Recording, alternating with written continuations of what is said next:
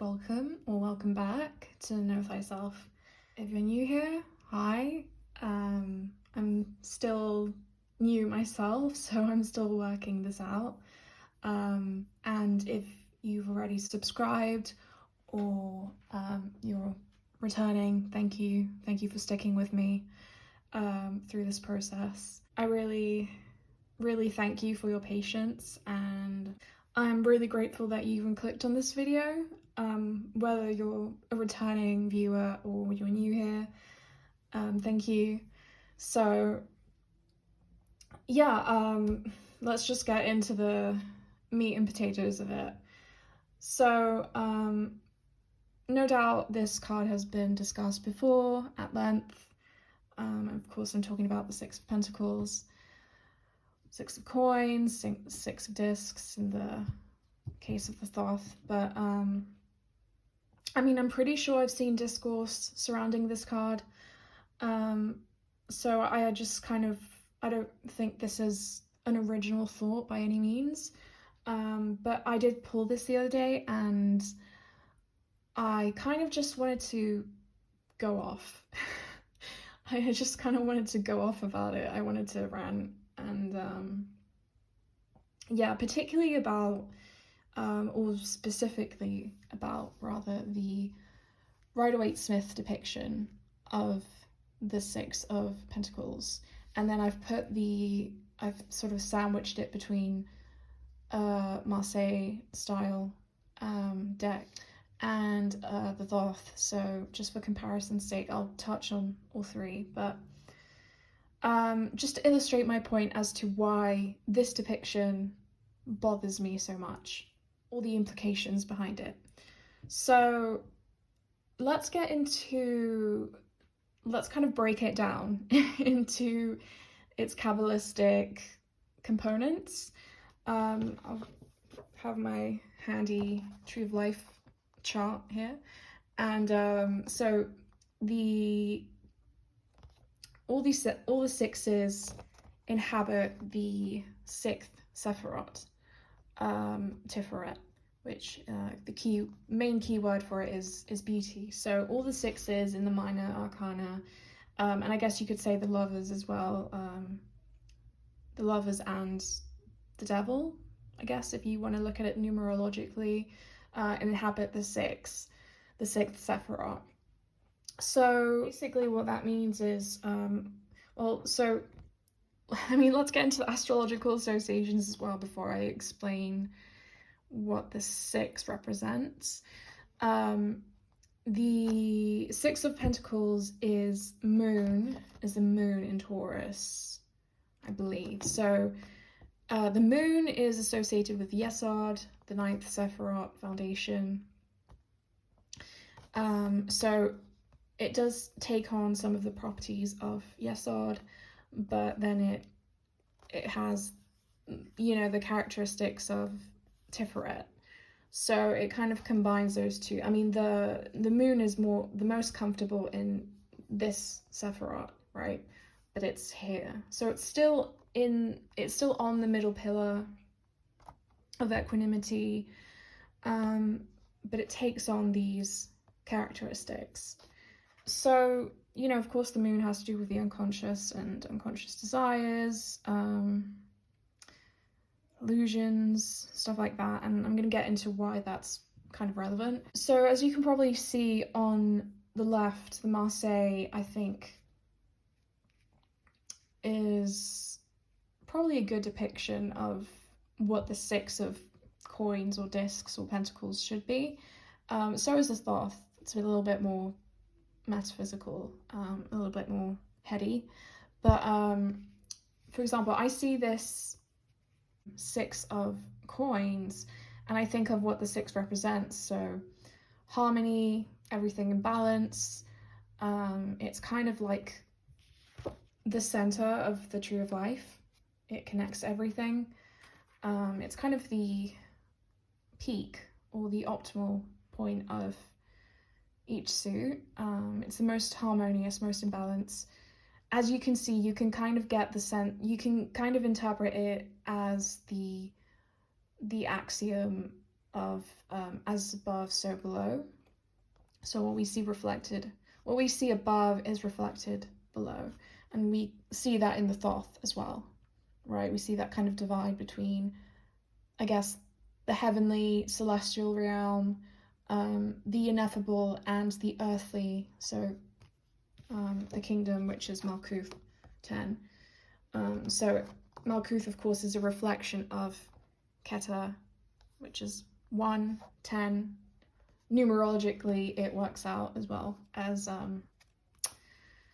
Kabbalistically. I don't know what the word is.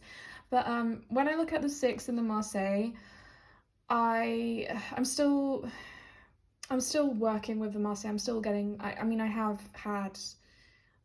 worked with sort of pip style kind of Marseille adjacent decks, mostly Italian decks, but I haven't worked with a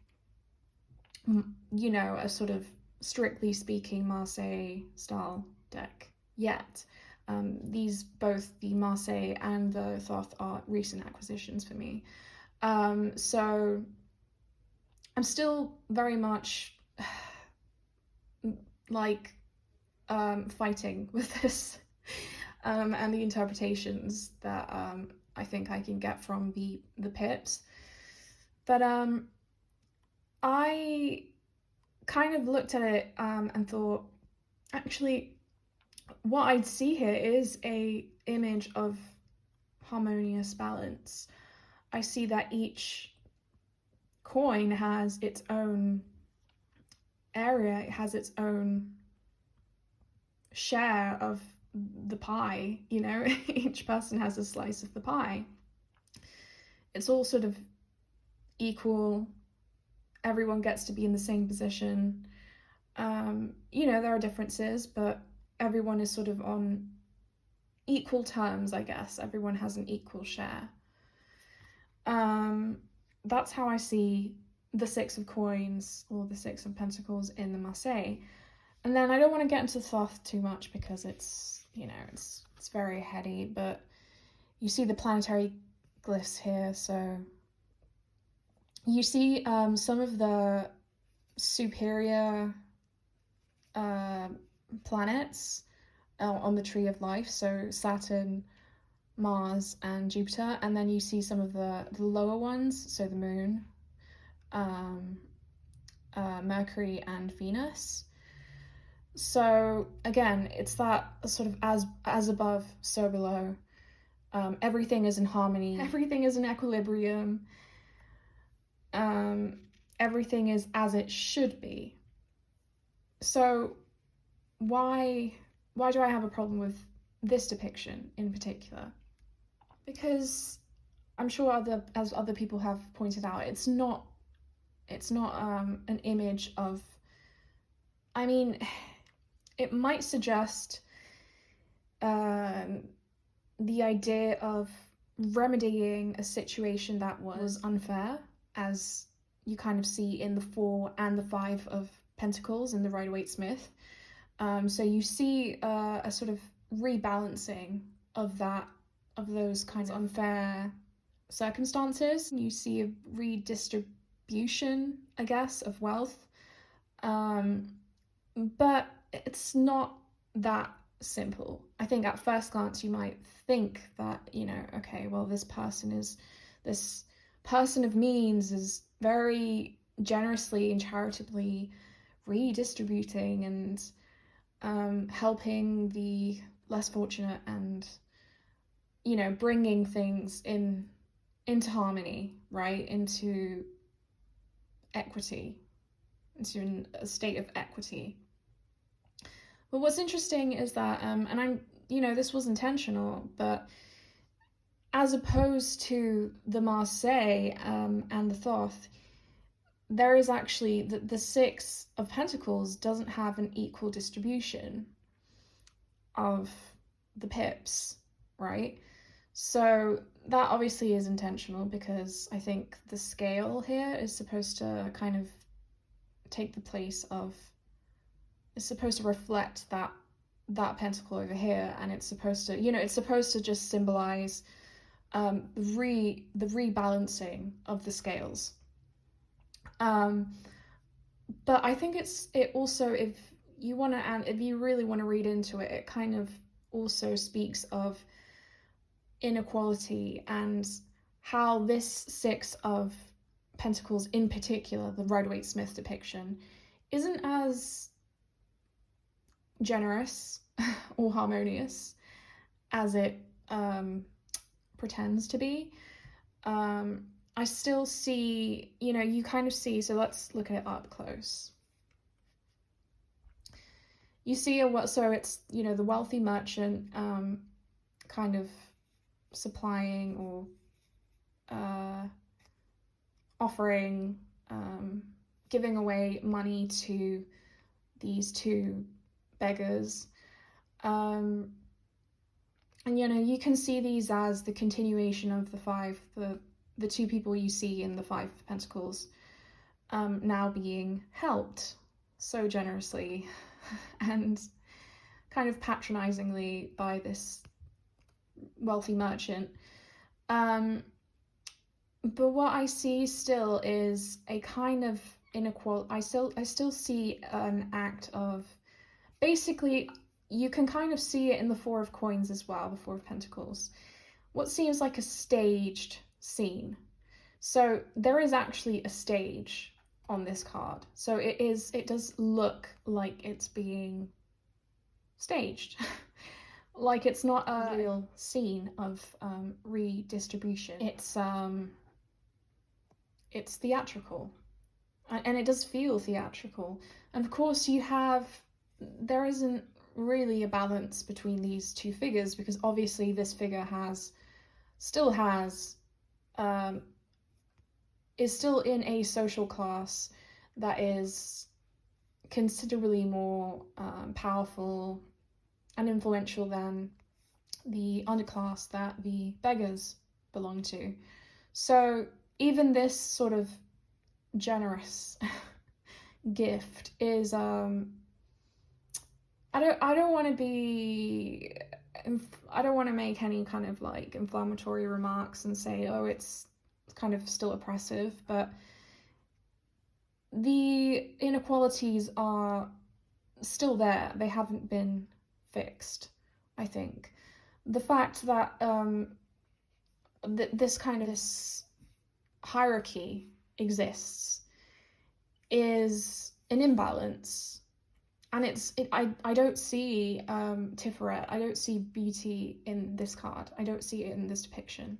What I see is a class divide, and I think it's very clear because of how the figures are positioned.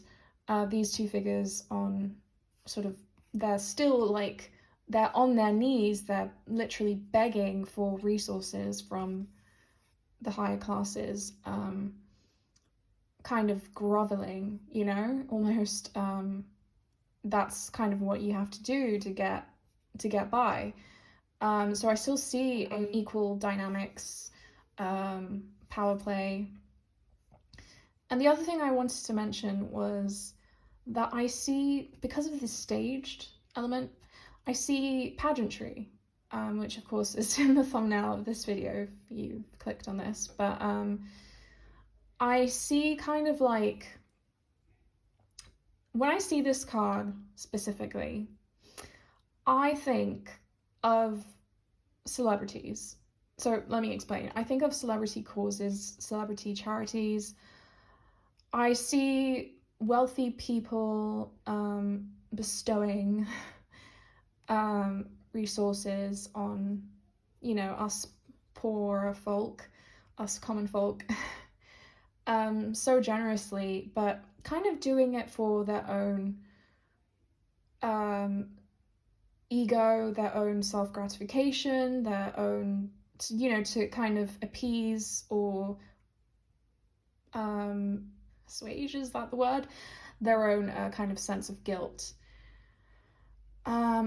Is that too loaded for the Six of Pentacles? Because that's what I see. I see people who are clearly not on the same level as, just because this person is in this current moment bestowing kind of these coins to these beggars, it doesn't really change the material reality of these two people. It doesn't really rebalance the scales.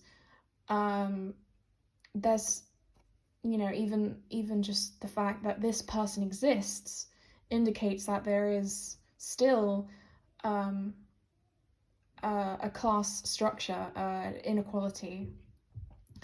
So I don't see harmony, I don't see balance in this card. And again, it doesn't help that the pentacles are arranged in a way where, you know, they're not actually, what's the word? They're not symmetrical, which really bothers me. And again, I know, you know, the scale kind of stands in for that. But come on, you know, you could have, I don't know. So yeah, that I picked out some other cards. I'm still on vacation, as you might know if you saw my last video, and if you didn't, then, well, now you know. I'm still on vacation. So I don't have my entire collection available to me, but I did pick out some other examples of the Six of Pentacles from other decks that I brought with me. So this one is even more kind of egregious. If you kind of compare it, this is a Rider-Waite-Smith clone or based deck. You don't even see the faces of the figures in this card. They're kind of obscured, and they're almost like, here's what bothers me, they're props, right? They're props that are kind of the focal point of this card isn't the beggars, it's the man in the middle. He's the focal point, he's the hero who's helping these people. He's the whole focal point of this card. So, I mean, it depends on how you look at it, but definitely in terms of how it's arranged, you know, it depends on how you look at it, I guess, but definitely in even the actual layout of, so the composition of the card is drawing your eyes to the center of this. So the central focus is this figure, not these two. And that is the case in this one as well. So it kind of reads like, you know, poor people essentially being props to self-congratulatory nature of charity. And of course, I'm not trying to, I don't know, this is going to be a hot take, because I'd really like to hear your thoughts in the comments below about, you know, celebrity causes and stuff like that. I just always get this vibe that there's something that's kind of disingenuous about it and not quite pure at heart. And of course, the help is always welcome. You know, that in itself, the act of giving, is not a crime. But you can't ignore that there's a socioeconomic factor to this. I think that's the whole point of the card, at least in the Rider-Waite-Smith. You can't ignore that differentiation. Again, you even see it in the composition of the card. Then I have the Nicoletta Ciccoli, which a lot of people agree is quite a challenging deck. Kind of like a shadowy deck. Sorry, I only have the teeny tiny version, but the Six of Pentacles is interesting because you see kind of like the mice being offered, right? But then you see the mice kind of being still attached to the person that's offering them by their tails. So it's almost like, yeah, I'm offering this to you, but there are strings attached, which I think is a really interesting interpretation. That's kind of how I see this Six of Pentacles. And then just to end on a more optimistic note, the intuitive Night Goddess does have that more kind of thothy, or even Marseille type metaphysical association where, you know, it is a generous kind of giving goddess, not any specific goddess, but just a goddess energy that is kind of like giving and helping. So that's definitely a more harmonious interpretation that does seem to fall in line with the whole Tiferet, harmony, balance, beauty kind of thing. But this depiction, for me, is problematic.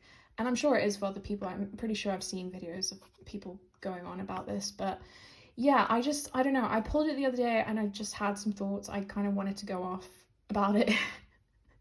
Not that, you know, anything I'm saying is anything new, but yeah, what do you think? So I kind of want to know down in the comments below, what do you think? Are there other cards in maybe the Rider-Waite-Smith specifically that you think, if you know any Kabbalah, do you think that they don't really align with the keywords or the meanings or the essences of the Sephirot? Because I definitely do not see the essence of Tiferet reflected in, I mean, and maybe it's just the act of giving that is Tiferet, and maybe I'm just being too harsh, but I still see that kind of like posing of a scene. I still see the pageantry, I still see the kind of self gratification of the rich person, the merchant. Oh, look at me, you know, look at me, I'm giving to these poor lost souls, and isn't how generous and altruistic that is of me. But of course it isn't entirely altruistic, right? That I feel like there's still hidden motives behind this. I don't know, maybe I'm reading into this too much, but either way, I'd love to hear your I'd love to hear your own takes on this specific imagery down below in the comments. So yeah, I think that I think I'm done with my rant. I just really wanted to go off, I guess. But yeah, so if you enjoyed this video, if it was of any value to you, please consider giving it a like or sharing it. Please consider subscribing if you haven't already. That would mean a lot to me and it helps my channel grow.